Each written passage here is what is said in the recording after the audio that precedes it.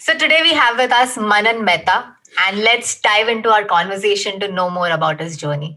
Yep, I think I know Manan since first year of engineering, Yeah. and I Yes. think I met you because of Prerak. But yeah, it's been a fun journey from knowing from learning about your past from Nigeria to the Yes. broken Hindi to the crazy times in college, and now seeing you doing something that you're so passionate about. It's amazing. Yeah, I think let's start directly dive into what Manan is doing right now. And Yeah. I know you work for Argo, so like what exactly is your role? Because honestly, I haven't been able to catch up on that. Like I honestly don't know what you're up to. So Yeah, I let's think we need start. to start meeting in places other than bars now, Tapan. I think that's where we will be able to discuss these things. Okay, so I'm an embedded software engineer at Argo AI, not to be confused with another big company known as Argo itself. Argo AI is basically a Pittsburgh-based robotics company that's trying to solve for self-driving cars. Uh, we are set up as a parts manufacturer, so it means that we tie up with various different car companies and provide them with the entire hardware, software stack required for self-driving cars. So currently we are focused on Ford Motors and Volkswagen. Those are two biggest, so basically the investors that we have for our company. The hardware and the software stack, what does that mean? So a hardware stack is basically anything that's required from the hardware point of view. So you have your compute systems. Your compute systems could include your actual main computers, your sensing devices. Obviously, self-driving cars have tens of sensors in them. The software stack includes the autonomy stack. So basically the entire perception model, the detection, the things that actually make a self-driving car make those decisions, but at the same time also make it perform, like actually actuate on those decisions. So what I mean is if they see a road sign that says stop, it actually communicates to the car that, hey, there's a stop sign, you need to stop over here and brake at this particular period, something like that. So that's the entire thing that's required to make any car self-driving is what we are providing. Got it. And then what's your role specifically in that? Yeah, so I work in the embedded software team. I say embedded platforms in many of the places, but most of my role is a little bit on the software side of things. So when I'm trying to explain this entire work stream to a lot of folks, right, I always say that, okay, let's talk about the human nervous system, right? Because we are trying to replicate something similar, right? We're trying to replicate the human driver or try and do better than a human driver, if not the same, something on those lines. Yeah. So you have a brain that does all the decision making in your case, right? But your brain is not necessarily doing the actions. It's your muscles, right? Yeah. And the path between your brain and your muscle are your nerves and your spinal cord or things like that. So the brain is the autonomy side of things. I don't deal over there. Don't work on the autonomy side. So I don't make the decisions on that side. What I work is the spine of the system. So it's basically the major highway that goes from the autonomy side to everything else in the car. So any data that's coming from any of the sensors, it passes through our system. Any of the data that needs to be sent to the car passes through our system. But other than just being the highway for all these messages, just like a spinal cord, we also have like reflexes. So we make decisions on the fly as well, based on requirements that we have in our system. We are trying to create highly reliable, high performance computers, basically. So these computers, when I say high performance, they don't have like tremendous amount of compute power and tremendous amount of memory and things like that. They're still like restricted devices in terms of how much capabilities they have. But what they do that really well. So they're like highly specialized computers that do a limited number of tasks, but they do those tasks really, really, really well. And something like sub-seconds accuracy, so something like in microseconds or nanoseconds, even in certain cases. Okay. I hope that was not too detailed, but No, I think that was beautifully put. Yeah. And if we take a step back, like embedded engineering, right, like or embedded software, for me, when I try to explain it to, like my wife who's nowhere related to like software or anything, like when you press the button on the microwave for 30 seconds, it knows that it has to start at 30 seconds at certain temperature and then stop when it hits 30 seconds. So is that correct, or there's more to it? It definitely is very correct. So I always tell people that there is a huge domain in embedded systems, right? Like it can be as simple as a computer in your smart remote, or your any device that has smart in it would have a microcontroller in it for sure. Microwaves, yes. Washing machines, yes.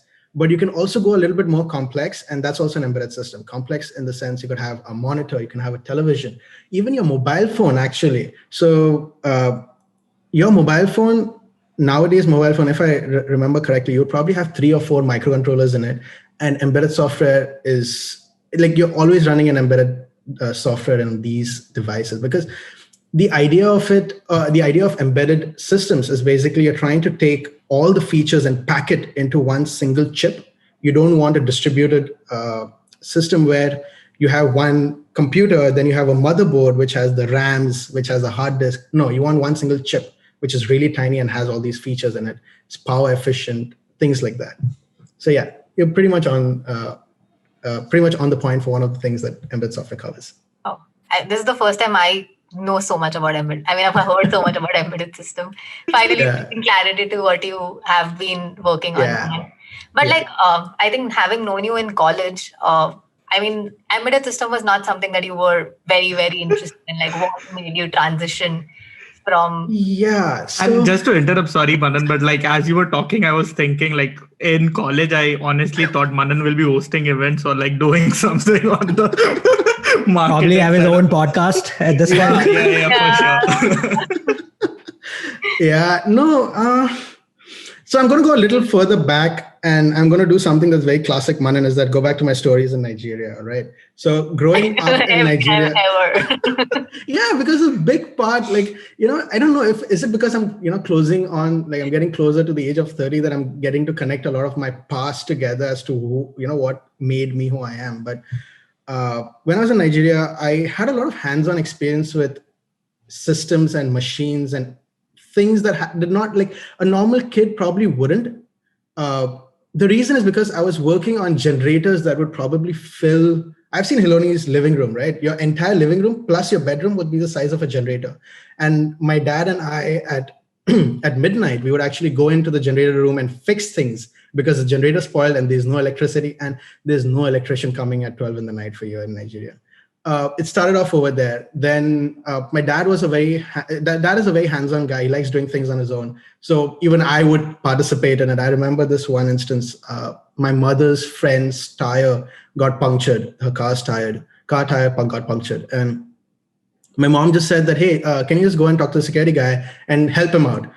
I did not really understand what she meant, and I just went and did it myself. I just went and changed the entire tire. The security guy was just helping me do the heavy lifting, the tires and things like that. But I've always been a very hands-on guy.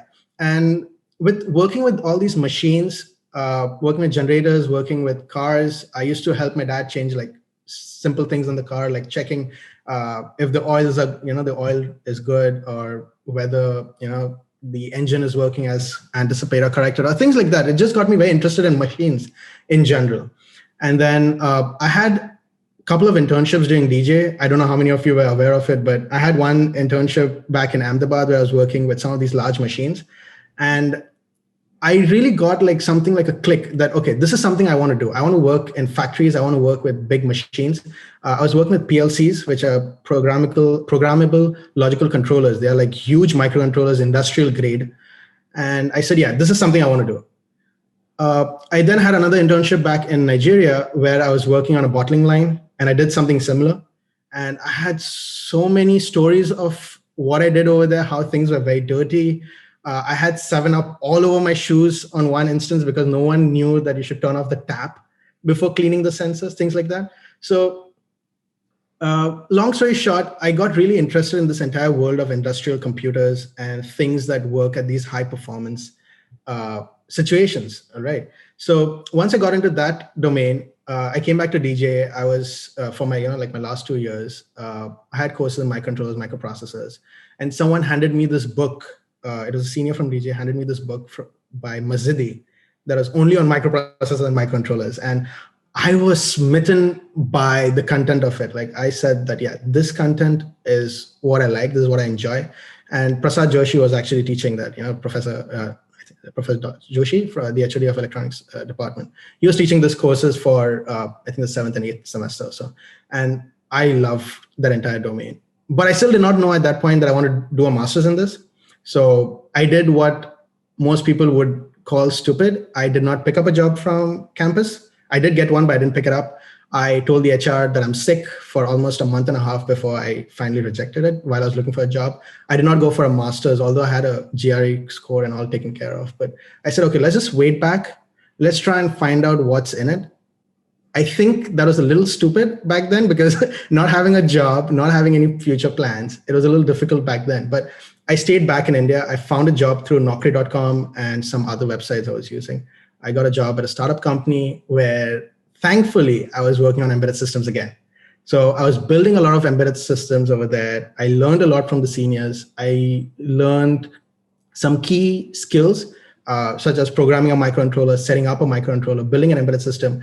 And I think the most important of it all was actually how to Google things, trying to build stuff, So I basically got into all of these tens of things, right? From fixing a generator at midnight to getting that job in India, kind of just laid the path of working with machines such as like cars and computers such as embedded microcontrollers, basically.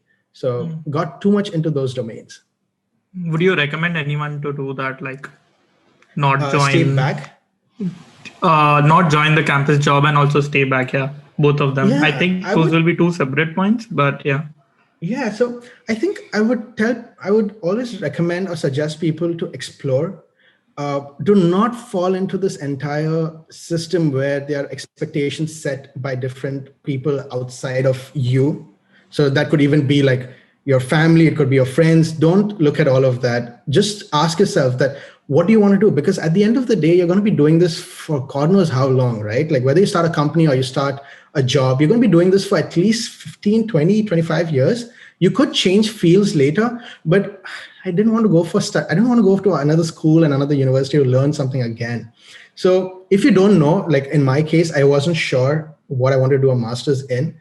I stayed back, and I think my cousin, who's a very dear mentor to me, Kinnari, I was sitting on a sofa in Mumbai a month and a half prior to graduation from 4th semester. She was visiting, I believe, I think it was 2013, 2014, around that time. And I just told her that, who's going to give me a job in India? Like, I don't have the key skills. I don't know what I'm supposed to do. A lot of my friends are going for their masters. That would be a best opportunity, right? Like, go for a master's, you learn something over there, and you'll probably get a job by going through the system. And she was like, she was in Gujarati, she said that, Kem na made. Like, you're a Mehta, you're going to get it. Just stay back. Don't, if you don't know what to do, if you think you don't have the key skills, don't rush into things. Just take your time, learn the things that you need to, and come later. And that actually has been the differentiation. That I think that has been the biggest delta between me and other candidates that came in for masters directly for these roles that I was applying for. Because what I do at Argo is a lot more depth in it, in terms of how much more technical stuff I need to know. But the width of the field, like getting to know the upper layer, that, okay, what are the different silos that things are in? I got to learn that in my 2 years in India. Something of those. And it was not easy. Like getting a job in India, you need to have like a lot of, I'm trying to find the right words, but you need to have the guts for it, because I've actually been, there was one interview where I was told that take this engineering degree and give it back to Mumbai University because you don't belong in this field, or you don't belong in this domain. So that was one interview. Another interview, the guy just laughed and left the table middle of the conversation, which this thing's never happened with me over here, like however dumb answers I give in the US, but in India, this is what really happened. And then at the third company, I had prepared a lot. I studied a lot. I actually picked up not just TechMax, but I picked up other reference books also that I had to just like get enough to interview. I was like, I'll figure out the things later at the job, but let me at least interview well enough. So picked up some books. It took me like 4 months after I graduated. We graduated somewhere around June. I got my job around November of that year. So somewhere around 4 months. And yeah, one guy even told me that, how can you go for a master's when you don't know how a Raspberry Pi works? I was like, Okay, I mean, I'll figure that out. But he's like, no, but you don't know how Raspberry Pi works. You want to go into embedded systems and you don't know how you're going to go for a master's right now. So those things are very encouraging to me. I think also your journey with the job that was in India wasn't that cakewalk. Like I remember you traveling in the randomest vehicles which I don't think you've ever taken, and the way you used to kind of work around it, go for like trips to like different towns, and I don't know what not you used to do. Yep. I remember telling my mom and dad. So that year when I was coming back from Nigeria after my final year, we got very lucky. We got a free upgrade on Emirates business class. And the moment I got this job, I was actually traveling around in an ST bus somewhere in Andhra Pradesh that I can't even pronounce the name as yet. And I told my dad that, hey, I just went from a business class at Emirates on a Airbus 380 to an ST bus somewhere in Andhra Pradesh, going on my way to Telangana right now. And how interesting is that? And yeah, so the job had a lot of traveling in it. The company was basically in the edtech space that people would like to call it now. We were building a lot of projects, but in order to build those projects, we used to go to various places, hold workshops to make money off of it, go for exhibitions, go for presentations, go for training other people. I remember training a bunch of PhD guys with a bachelor's degree, and I was like, really, I'm training PhD folks? But I realized that in the field of education is that everyone, even amongst the four of us, there's going to be something that either each of us is going to be great at, the other person has no information on. So I was traveling and trying to explore that particular field. And that was where I learned the ABCDs of embedded systems. And yeah, I got a lot of time to read while traveling. So did a lot of that. And so when did you decide that you want to go for your master's, and like what was the tipping point for that? So I applied each year that, so I didn't apply the first year when I graduated, I applied the year after that, and applied the year after that as well. The first year that I applied, I think a lot of people had a heartbreak when I told them that I'm not going for my master's right now. I felt that I was ready in terms, like I was always ready mentally and physically, because I've always lived away from family. I've always lived, I've been living away from family since I was 16 or so. And I've been living in different countries throughout my life. Like this is the fourth country now that I'm in. Fourth? Yeah, fourth country that I'm in now. So I was always okay with that mentally. Physically also was fine. I mean, I can travel, that's not an issue. But technically I felt that there was more for me to learn in this 6 months that would set me up for my master's a little better. Like I hate not knowing what to do at a job. And I didn't want a situation where I'm not able to I'm not confident enough about what embedded software is. So I decided to stay back for another year. And then I was like, yeah, fine. If I don't go now, I'm pretty sure people are going to get upset. And I think I've had enough of the not so great pay, the extremely long hours. I was probably clocking close to 60 to 65 hours a week working in India, getting paid far less than what we probably make over here in an hour also maybe, or maybe a day. So I was like, yeah, fine. This is it now. This is where I draw the line. So let's go now. And then how did you choose San Jose? How many colleges did you apply to? I applied to quite a few actually. San Jose State was my safe university. So there's this very good friend of mine, Ravi Vanjara. He was studying over here, and he's amongst the few that I mentioned that works in a similar space, right? And I had like lots of long calls with him throughout this entire decision making about San Jose State. I had other universities as well, but the unique selling point that I had at San Jose State was that not only was I doing a master's in computer engineering with a focus in embedded systems, but it was a focus in automotive application. I love cars. I have grown up around like different cars. Like my dad would have multiple different cars through the office. I would play around with forklifts, trailers. I would always any kind of vehicle that would have tires and move around. I was playing around with it back in Nigeria. So I just got interested in that. And to be honest, for embedded systems, there are a lot of good universities, but there were not that many that I knew back then. Even at this point, if I was told that, okay, you can go back to any university that you want to, I think amongst there would probably be 3 universities over San Jose State that I might go to, of which only one I might actually like say that, yeah, fine, I'll go here. One would be Carnegie Mellon. The other would be, I think it's UPenn that has a course in embedded systems specifically, and they take only 30 people every year, and then obviously Stanford. So I think San Jose State was a very good decision in hindsight, for me at least. It may not work for everyone, but for me. Did you also consider like it being close to the Silicon Valley being a upside for you? Yeah, so I think that's a very strong feeling that I had, and only you would know that because you've known me for this long now, Iloni, is that I did not want to come to the US. I wanted to come to California. I always had that in mind. I saw myself, I don't do any of those things, but I saw myself surfing somewhere in San Diego, having a convertible, driving around Pacific Road 1. So I knew that I always wanted to come to California at some point. But San Jose State was not part of the decision making. Yes, the fact that I would have immense amount of opportunities around me was definitely a plus factor. I don't think I've seen anyone in the computer engineering and software engineering department struggle for phone calls, which is very important for interviews. Everyone gets phone calls. Converting is upon everyone's skills, but phone calls was never a problem.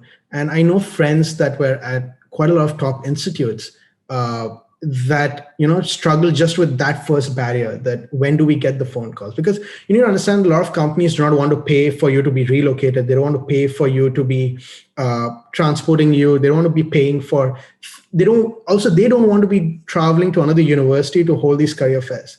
So San Jose State is like, if I walk within like 5 or 10 kilometer radius from my university, you'll probably find close to 500 to 1,000 companies in that area. And I was like, okay, one Indian software engineer from DJ Sangvi would probably get a job in one of these companies. So I thought that, yeah, that's definitely a plus point. How did you apply for Argo, and did you work for other company or internships did you have during your master's? Yeah. So throughout my master's, as I mentioned, right, like we have a focus in automotive and embedded software. So I did all my projects in automotive stuff because I said that why struggle and do something that I don't enjoy, rather do something that I actually enjoy creating. So I started creating a lot of embedded systems project related to cars, not necessarily self-driving cars, but different projects. So one project was like in self-navigating cars. So I had a car could go from point A to point B with a lot of sensors that are similar, not the same as a self-driving car. That project got a lot of traction on LinkedIn and YouTube and through the university. Another project I had was on a PID controlled steering wheel. So how we have a steering wheel, like when you're driving it, it goes back into a regular position or something like that. Like you're trying to like error check that the angle that you want to turn the steering wheel, it actually goes to that angle. So these are some projects I did. Another project was like reading things off of the CAN bus of a car. So I basically did a lot of car-based projects. I did not get an internship in a car-based company though, like automotive space. I got it at Intel, which was brilliant because I got to know what I didn't want to do at Intel. I knew that Intel is an amazing company. The opportunities I got at Intel was amazing. My manager was brilliant. Got to learn a lot of software stuff. Like Intel was very software intensive for me. I think I spent 3 weeks prior to my internship started doing lead code and doing after getting the job, I was doing lead code, HackerRank, doing various tutorials online because my manager told me that, hey, you know embedded systems, but this job is going to be very software focused because a company like Intel is quite big, right? So they have a lot of layers between the person who actually writes the code to the person who actually integrates the code. And everything in between is probably some other team or some other department because that's a lot more efficient. But I am a young engineer and I don't like someone else doing stuff for me. So I wanted to do the entire stack on my own. So I knew at Intel that I want to go to a startup company, just like I did back in Mumbai, because I could do everything, right? From writing the code that turns the car to soldering the pins on a chip that probably burned off for testing or something like that. So I wanted the entire stack and the entire experience, 360 degrees kind of thing. So to come to Argo, to come to your question that you mentioned was, I was trying everything. I probably applied to 800 and something companies during my internship. These are just the official numbers that I kept on an Excel sheet. I lost track after a point. I was like, why am I maintaining an Excel sheet? I don't know. But I had 800 and something on 2 Excel sheets that I had, and probably like almost like 4, 5 6 different, like 4 or 5 different things that I would keep doing, right? Like I would keep doing different things. Like my resumes were a bunch. Like I had company-based resumes as well as then divided into role-based resumes as well.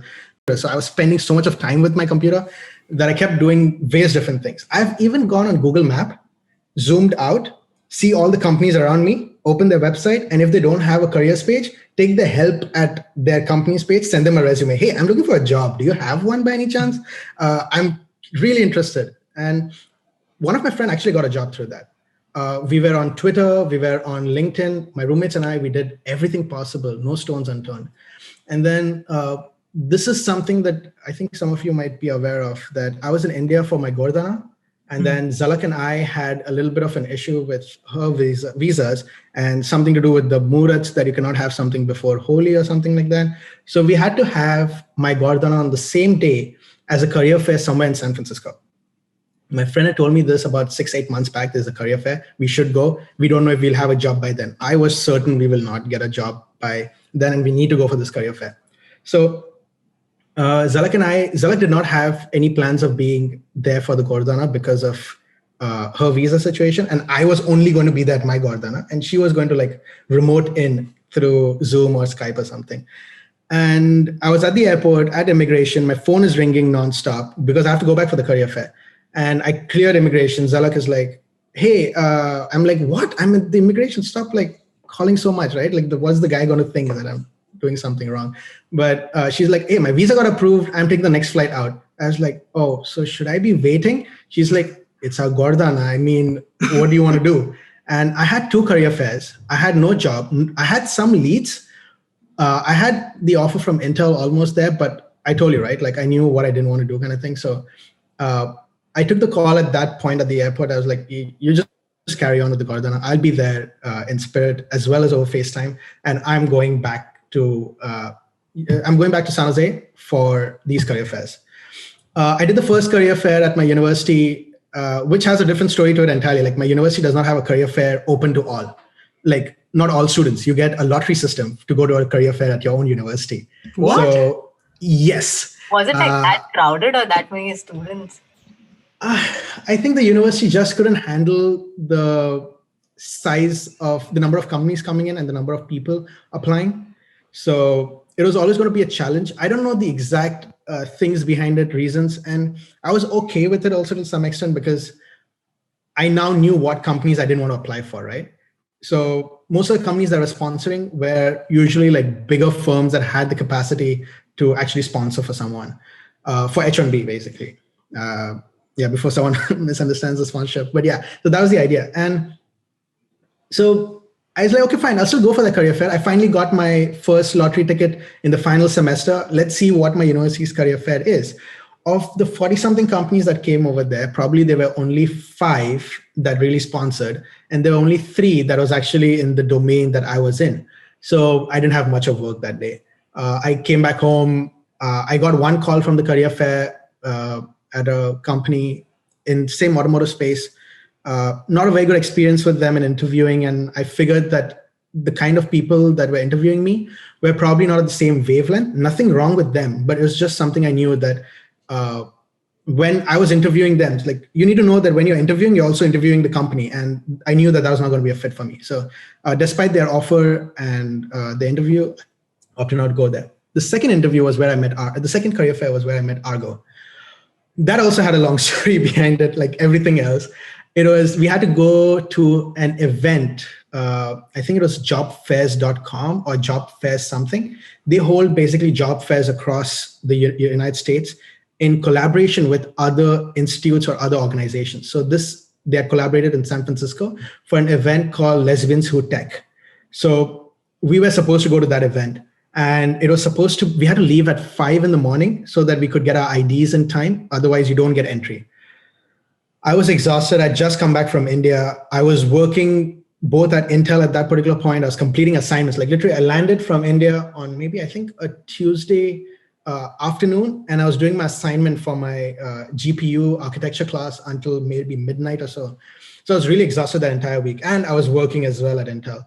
So at 5 o'clock, I was like, I can't really do this. It's not worth it. I don't even know if career fairs are going to work, because the first career fair I went at my university was not that great either. And other career fairs did not work out well for me in the past.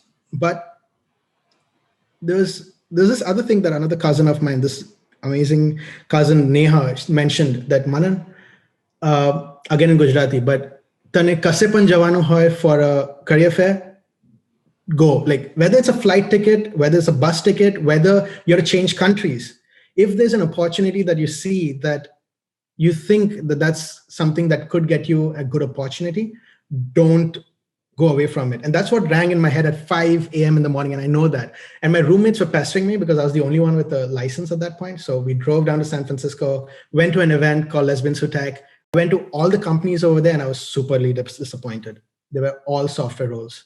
So of the 4 roommates, 3 of us went for sightseeing. We saw San Francisco again, saw different parts of it. My 4th roommate is like, no, I'm going to apply at every company. I'm like, they're not going to give you a job. You're a computer engineer going and applying at Okta and Yahoo. I was like, they're software-based companies. He's like, yeah, it's fine. I'll figure it out. I'll learn Java if it's required. I'll learn C# if it's required, but I'm applying. And we're roaming around, grabbing burgers and grabbing a couple of beers somewhere. And then all of a sudden, my friend calls me back that, hey, Manan, we were actually in the wrong career fair section. The hardware is across the street. Oh, and no.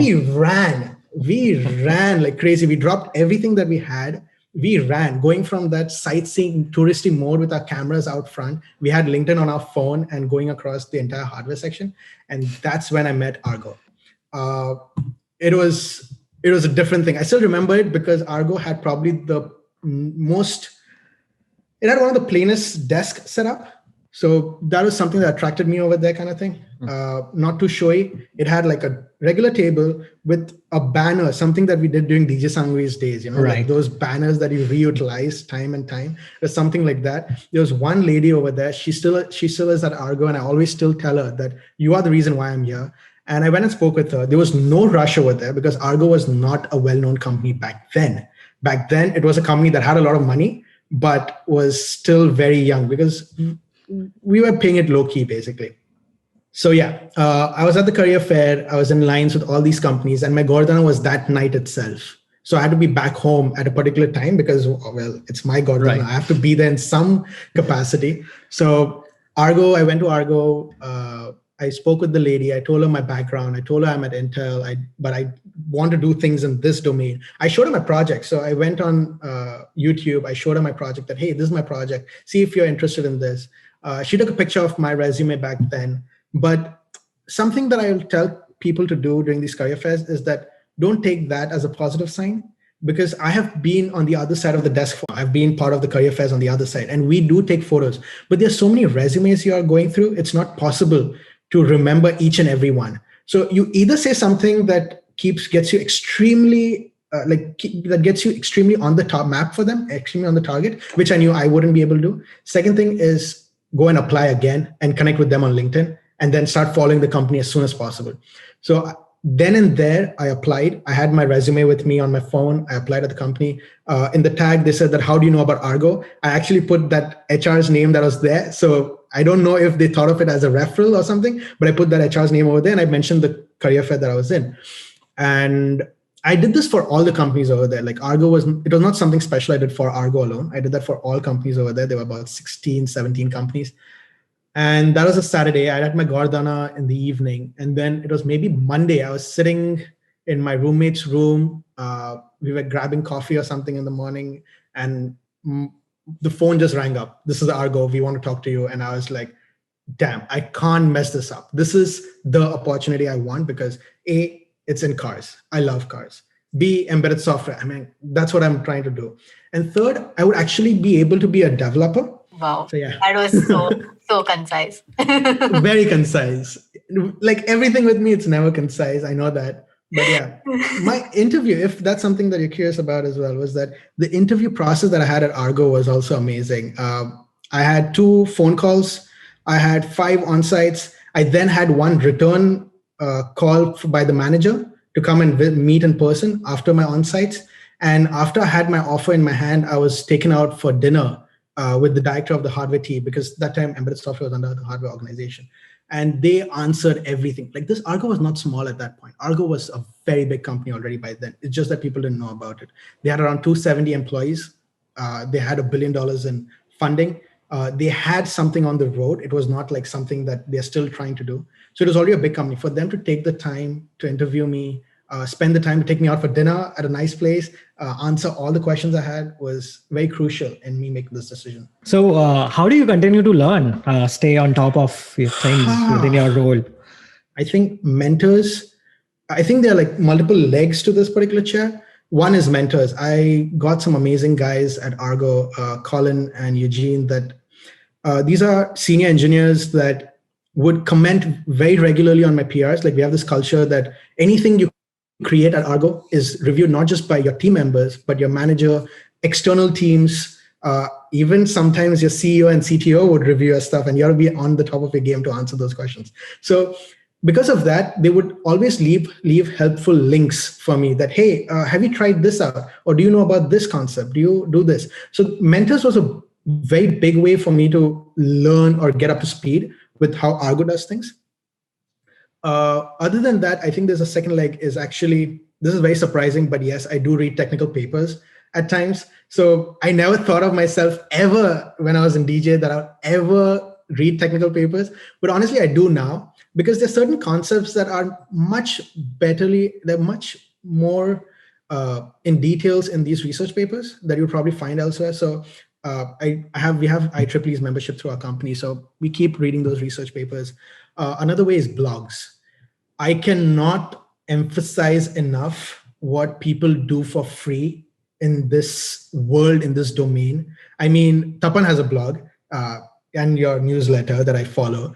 That's like so much of information over there, right? Like I don't need, like I think I feel bad at times I don't read books, but then I feel like, but I'm reading Tapan's thing. He'll probably do everything for me and just like post things for me. So similarly, a lot of people have created great blogs on Medium, on their own websites, on different concepts. So anytime I read a word in a research paper or in work, I just Google it up. As I said, Googling is very important. Find those blogs, read those blogs. And some of my mentors gave me leads to these amazing authors or amazing people who write stuff about embedded systems. And I think this is something that even Tapan mentioned, right? Like that in case if someone is writing about it in a professional sense, or in the sense that they are publishing it somewhere, they have spent time reviewing it, building something that's actually good and true for their readers. And that's another way. And third is books. I read way more embedded system related books than I do anything else. I don't read books in general quite a bit. That's bad. But I actually do read a lot of embedded systems book. I still do, but I did a lot more during the start. In fact, there's this book known as Making Embedded Systems by Alicia White. If I read that book, I'll feel like that's like a kid's book now. Like it's a very basic, small concepts. But anyone who wants to go into embedded systems should read that book at least once. It gives you a lot of concepts in very small, concise manner and gets you excited about very small things such as a motor spinning or an LED blinking, things like that. So that's how I keep up and learn. Yeah, like, there's this thing, leave no stone unturned. I mean, if you're genuinely interested in learning something, you're not going to leave a stone unturned. You're going to find a different way of doing things. Even like off late, I was listening to different of these podcasts, at What the Hat. I see a lot of our people from different companies doing different things. I start Googling what that company is doing and how embedded software is impacting that company's product, because that's my way of gauging whether I want to be in that company for those kind of roles or not. So even in the field of AR and VR, right, those domains are pretty useless without embedded systems in place, because the embedded systems is what's going to actually build their hardware interface. That's going to build the systems around it. So it's kind of nice to then go and read about a different blog, which will talk about how embedded software is impacting AR, VR, and you learn skills in that domain. And there are a lot of is it translative? Or there are a lot of these skills that can actually be transferred from one domain to the other in embedded systems. If you wanted to give one advice to your younger self, what would it be? Yeah, I thought about that quite a bit. It's like, what is something that I'll tell myself? I think I wouldn't want to change anything that I have right now. I think I'm pretty happy because um, I would say just fail a lot earlier and fail a lot more quicker. Fail at things. Don't be afraid to fail, in the sense that that has been my biggest way of learning. I learn through failures. That where I found that where others get demotivated when they fail, or demotivated when they get criticized, I actually feel the opposite. Actually, in case if someone says you can't do this, I'm like, why?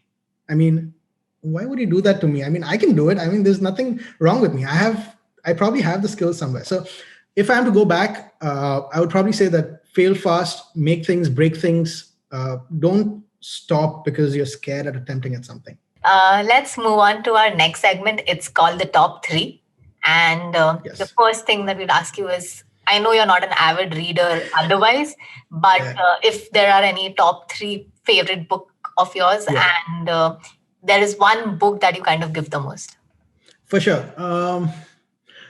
So Rich Dad, Poor Dad is, I think, the first book I picked up in the financial space, because I was like, okay, I want to make, like, the whole reason why we all work is that at the end we want to make some money, right? We want to save some money to buy what we want to buy, or we want to leave money for the next generation, or we want to do something. So Rich Dad, Poor Dad was a book, but surprisingly, that book has a lot of things that can apply elsewhere as well. So Rich Dad, Poor Dad is one. Another one was something I read back in my literature class in high school, was 1984 by George Orwell. I love that book. I think it's important that people read this book, especially if they're into, I think we're in this new world where so much of information is no longer private. And 1984 is a very good book, very well written. A lot of things in it we will not probably understand on day one, but because it was part of my literature class, the professor actually helped us break down things, and I was amazed. And another one is Brotopia that I recently read. Brotopia is one book that actually Zalak, my wife, actually handed over to me, and I think it's an important book in the sense that there is a huge gap, or you don't see enough representation in the Bay Area and in tech companies in general in terms of gender. So most companies tend to have a lot more male software engineers as compared to female software engineers, or even in other roles in tech space. And Argo has really been trying to address this issue, but I think we can only address this issue if we know exactly where the problem lies. And for me to do that, this book was one way, trying to find out. And one I've actually recently been gifting quite a bit is the Bogglehead. I forgot the entire title of the name, but Bogglehead Guide to Investing. Yes, exactly. So the reason for that is because I learned a lot of my investing through, no surprise, blogs and YouTube videos. And I've been investing in Robinhood and Stash for the last maybe 2.5 years now. Maybe Congratulations. That. Thank you. I've been doing that for a while now, and I learned a lot of the concepts on the fly through YouTube. But I then found all those concepts in one single book, and that's the Bogglehead. So I was like, why go around tens and thousands of blogs when you can just get it in one book? So that's by the way, Atit also has a blog on investment, a newsletter. It's called Is it the Gujarati dollar? No. Atit has a newsletter as well called Cold Brew. And then we have a podcast, if you haven't heard, it's called Cold Brew Money. We talk about finance because your friends and family both. I'm actually on the episode where you speak about moats, but I haven't been able to track each and every episode till date. But yeah, keep up the work on that. I'm listening. Awesome. So speaking of podcasts and YouTube channels, top 3 podcast YouTube channel recommendations. Quite a lot. I'm actually going to go 3 for each of them because I like talking. So podcast, Planet Money speaks a lot about economics. Very important for people who want to understand how the world works outside of engineering. How I Build This by Guy Raz. That's been a recent favorite. This guy, man, I don't know what it is. It's his voice, it's the content he generates. It's brilliant. You get to get a lot of hopeful stories, especially if you want. The first good episode you want to listen on this is the one by Dyson, Sir Dyson. I forgot his first. How can I forget his first name? But How I Build This, definitely. Another one is Smart Passive Income by Pat Flynn. That's been something that not all of it applies to me because I'm not really in this digital space as yet, but I think it's good information to have. That's podcast. YouTube channel, as I mentioned, I like cars quite a bit. So one of them is by Doug DeMuro. He reviews different cars from different times, different ages. It gets you to see what technology has evolved, both mechanically, electrically, and software-wise. Another person is Matt's Off-Road Recovery. So this is actually very weird. I never thought I would be excited by this concept, but this guy goes around US trying to recover cars that have been stuck in a ditch, stuck in some sand trap. He just tows the car out. But there's something oddly satisfying about the way he gets these cars out of these places. And there was once a car was stuck, like 3/4 of the car was already in a hole, and he got the car out. It was crazy. Another one I've loved, and I really want this guy to create more content, is Johnny Harris. Johnny Harris is a Vox. He creates a lot of context for Vox Media, but he's been creating on his personal channel as well. And Johnny Harris has some beautiful stories. I love history and geography, and the guy does an amazing job. Like he spoke an entire episode of to why the borderlines between Canada and US are the way they are. Like they're straight lines, and then there are these weird curves, and then again they're straight lines. And I was like, really? Did you get me interested in a borderline? I loved it. I love this guy. So, love Johnny Harris and his wife as well, Izzy. Both of them are amazing. They did an entire episode about Coke in Mexico. So apparently Coke in Mexico is different than Coke anywhere else because they use actual cane sugar. Oh, so that actually applies to Coke even in India. So in US, a fun fact is that long back, to get the farmers some more help, agriculturally speaking, they subsidize high fructose corn syrup quite a bit. So they started changing all the sweet comes from the corn rather than your actual sugar. So I know a lot of people that like the Coke from anywhere across the world as compared to the US because of this reason. It's not just Coke. It actually has to do with the chocolate. I do not like the Kit Kat over here. I love Kit Kat back in India. I like Kit Kat elsewhere. I go to the Indian store to actually look if that Kit Kat has arrived, because those Kit Kats are they're far superior compared to what you get over here. Top 3 movies and TV shows. Perfect. Okay, so coming to documentaries first. Yeah. This documentary shaped a lot of my perspective as to why I want to get into self-driving space and cars in general, is Who Killed the Electric Car and The Revenge of the Electric Car. Fun fact, the first electric car was sometime in the 70s, if I'm not wrong. And it was a huge hit. And for reasons that the documentary leaves unstated, or you would probably get a feel as to why it was then discontinued. And if I am not wrong, Tesla actually started with this reason itself, that the 3 original founders, I think none of them are with the company now, I don't know, but the 3 original founders actually were inspired by that entire push, that entire electric car, and they want to start that right now. So that's on that. TV shows, movies, anything that Alan Sorkin writes. He's a beautiful historian when it comes to writing. He writes beautifully. 2 of his most noble works have been West Wing and Newsroom in the TV space. Movie-wise, it makes Moneyball. He made The Social Network. He made Steve Jobs, the other one, not the one with Ashton Kutcher in it. And beautiful writer. Recently, I finished Queen's Gambit. That was also beautiful, very well made. There are a lot of things. If people haven't watched it, you should. And please, if you're deterred by the chess and the initial episode, which I've heard some people on Reddit say, please don't be deterred. Please just power through the first episode if you can. It's really well written. And the last is The Boys on Amazon Prime, because I mean, it's superheroes in political space. What could go wrong? I mean, so it's pretty cool. So The Boys, yeah. Did you watch The Trial of Chicago 7? That's by Aaron Sorkin as well. Yes, that's Aaron Sorkin as well. So that's on my list for a while. I've actually been trying to finish Queen's Gambit first. And I like watching movies on the weekend so I don't get interrupted. But let's see, next weekend maybe.